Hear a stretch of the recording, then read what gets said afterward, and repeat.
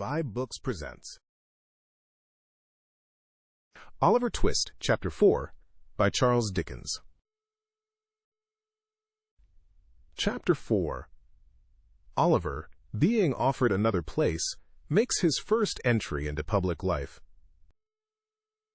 In great families, when an advantageous place cannot be obtained, either in possession, reversion, remainder, or expectancy, for the young man who is growing up, it is a very general custom to send him to sea. The board, in imitation of so wise and salutary an example, took counsel together on the expediency of shipping off Oliver Twist in some small trading vessel bound to a good unhealthy port. This suggested itself as the very best thing that could possibly be done with him, the probability being that the skipper would flog him to death, in a playful mood, some day after dinner, or would knock his brains out with an iron bar, both pastimes being, as is pretty generally known, very favorite and common recreations among gentlemen of that class. The more the case presented itself to the board, in this point of view, the more manifold the advantages of the step appeared. So they came to the conclusion that the only way of providing for Oliver effectually was to send him to sea without delay. Mr. Bumble had been dispatched to make various preliminary inquiries, with the view of finding out some captain or other who wanted a cabin boy without any friends, and was returning to the workhouse to communicate the result of his mission, when he encountered at the gate no less a person than Mr. Sowerberry, the parochial undertaker. Mr. Sowerberry was a tall, gaunt, large-jointed man, attired in a suit of threadbare black, with darned cotton stockings of the same color, and shoes to answer. His features were not naturally intended to wear a smiling aspect, but he was in general rather given to professional jocosity. His step was elastic, and his face betokened inward pleasantry, as he advanced to Mr. Bumble and shook him cordially by the hand. "I have taken the measure of the 2 women that died last night, Mr. Bumble," said the undertaker.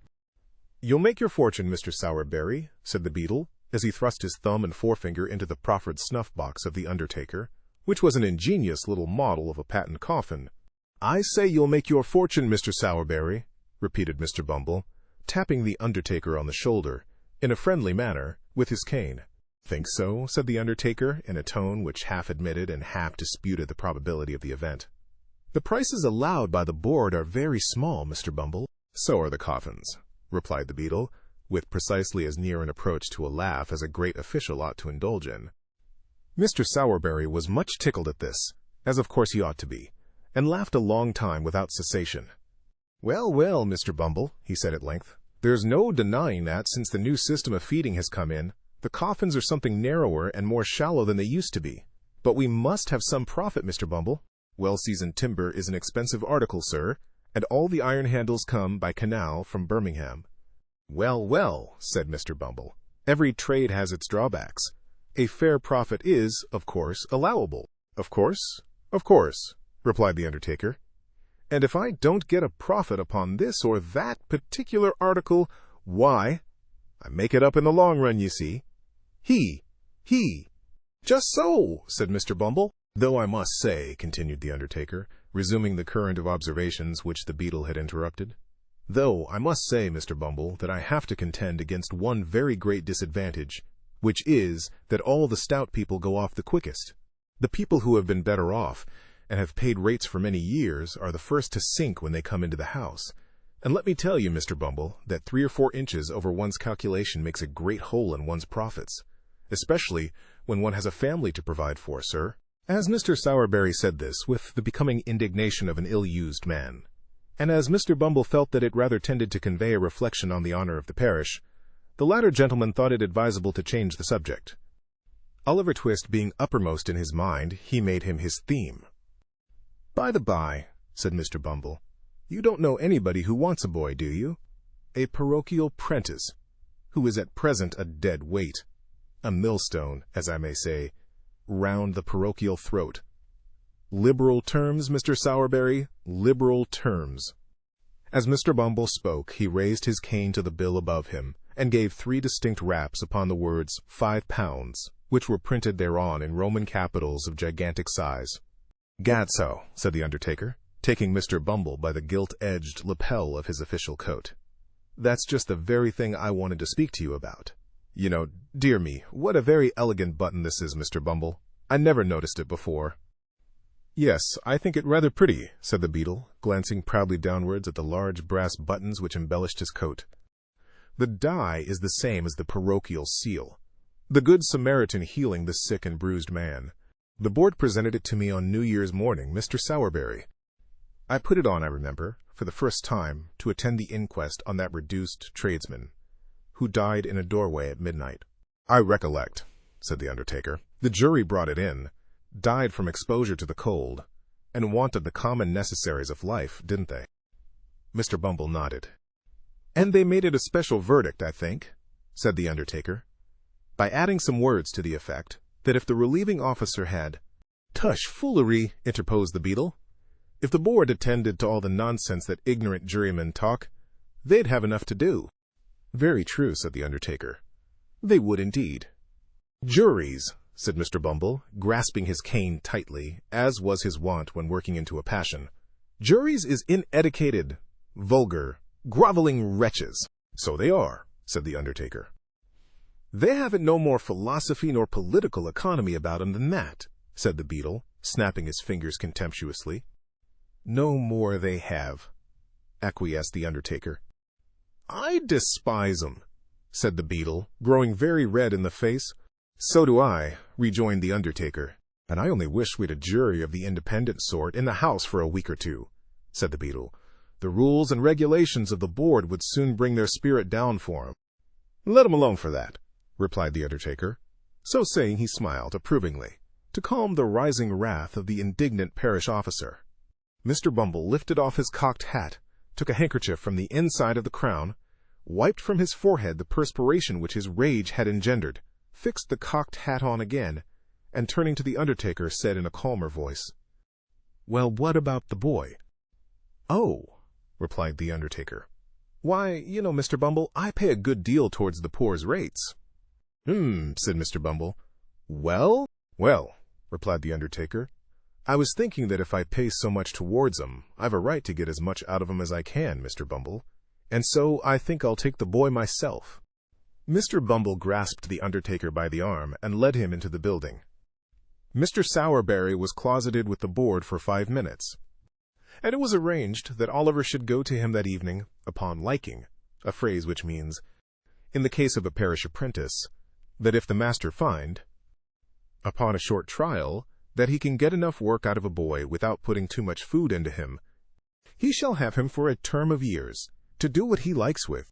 When little Oliver was taken before the gentleman that evening, and informed that he was to go that night as general house lad to a coffin-maker's, and that if he complained of his situation, or ever came back to the parish again, he would be sent to sea, there to be drowned, or knocked on the head, as the case might be, he evinced so little emotion that they by common consent pronounced him a hardened young rascal, and ordered Mr. Bumble to remove him forthwith. Now, although it was very natural that the board, of all people in the world, should feel in a great state of virtuous astonishment and horror at the smallest tokens of want of feeling on the part of anybody, they were rather out in this particular instance. The simple fact was that Oliver, instead of possessing too little feeling, possessed rather too much, and was in a fair way of being reduced for life to a state of brutal stupidity and sullenness by the ill usage he had received. He heard the news of his destination in perfect silence, and, having had his luggage put into his hand, which was not very difficult to carry, inasmuch as it was all comprised within the limits of a brown paper parcel, about 1/2 foot square by 3 inches deep, he pulled his cap over his eyes, and once more attaching himself to Mr. Bumble's coat cuff, was led away by that dignitary to a new scene of suffering. For some time, Mr. Bumble drew Oliver along without notice or remark, for the beetle carried his head very erect, as a beetle always should, and, it being a windy day, little Oliver was completely enshrouded by the skirts of Mr. Bumble's coat as they blew open, and disclosed to great advantage his flapped waistcoat and drab plush knee-breeches. As they drew near to their destination, however, Mr. Bumble thought it expedient to look down, and see that the boy was in good order for inspection by his new master, which he accordingly did, with a fit and becoming air of gracious patronage. "Oliver," said Mr. Bumble, "Yes, sir," replied Oliver, in a low, tremulous voice. "Pull that cap off your eyes and hold up your head, sir."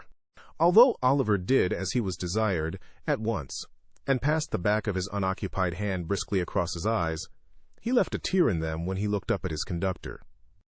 As Mr. Bumble gazed sternly upon him, it rolled down his cheek. It was followed by another, and another. The child made a strong effort, but it was an unsuccessful one. Withdrawing his other hand from Mr. Bumble's, he covered his face with both, and wept until the tears sprung out from between his chin and bony fingers. "Well!" exclaimed Mr. Bumble, stopping short and darting at his little charge a look of intense malignity. "Well! Of all the ungratefullest and worst-disposed boys as ever I see, Oliver, you are the—" "No, no, sir," sobbed Oliver, clinging to the hand which held the well-known cane. "No, no, sir, I will be good indeed. Indeed, indeed I will, sir.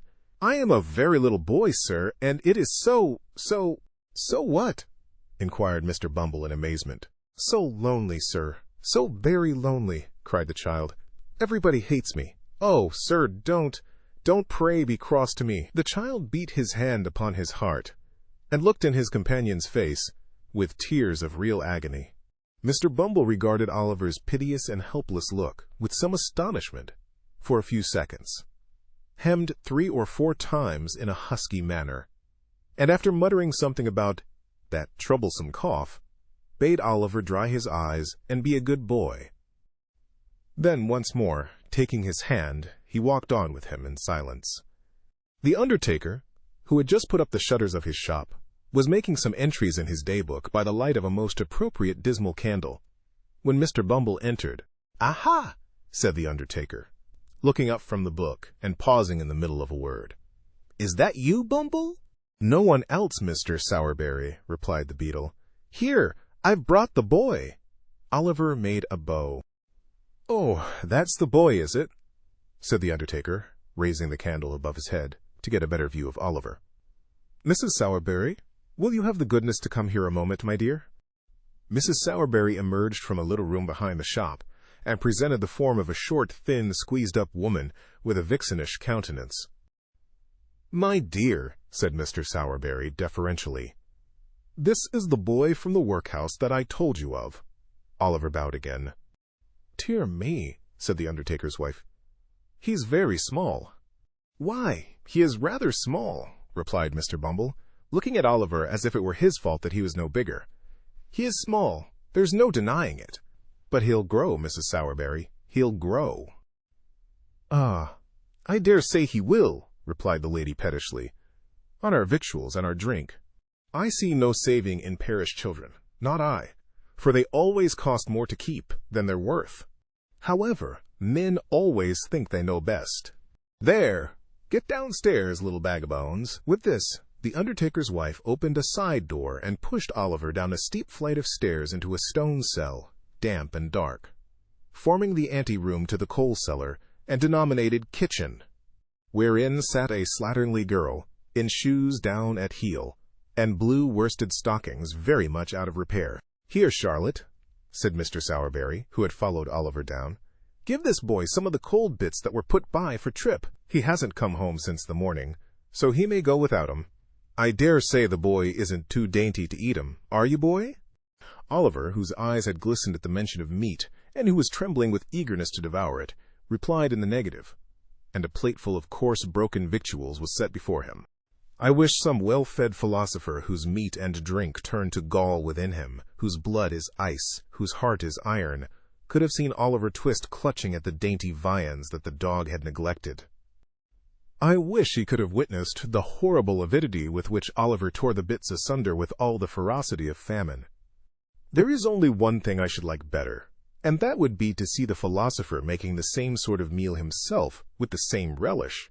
"Well," said the undertaker's wife, when Oliver had finished his supper, which she had regarded in silent horror, and with fearful auguries of his future appetite, "have you done?"